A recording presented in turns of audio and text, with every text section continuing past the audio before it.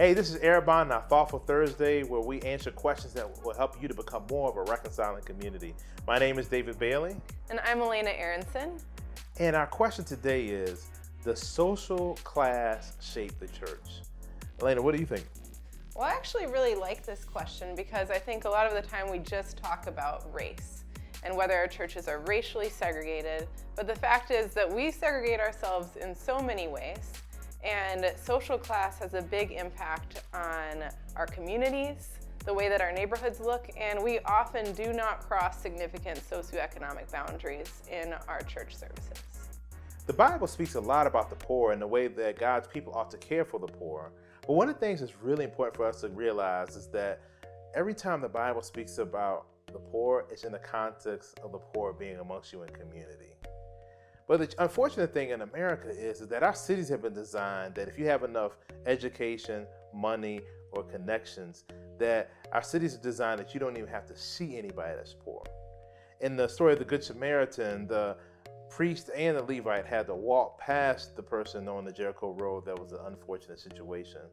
But in the way our city is designed, we just drive or bypass a highway and drive past poor communities and don't ever have to see them. We have enough money, connections, or education.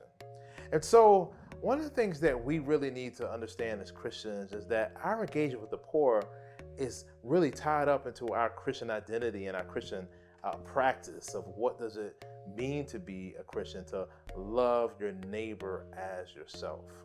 One of the things that we have to watch out for is the sin of favoritism that the Apostle James talked about, how we can oftentimes give favoritism to those who have more money than those that don't have money. And the Apostle Paul, even in his preparation for communion, said that, hey, you could be really selfish and not think about those brothers and sisters that have less than you when you're a person that has a lot more. And it seems there's a lot of ownership on the people that have more economic privilege on the relationship with the poor than it is even with the poor folks themselves in Scripture.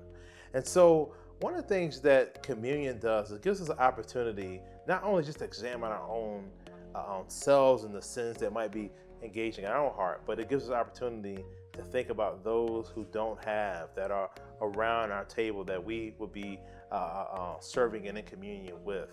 And so this Sunday, when you, or the next time you ever take communion, try to think about what is your relationship with the poor, and are you actually in community with them, or are poor brothers and sisters just a project, or they just all ignored altogether?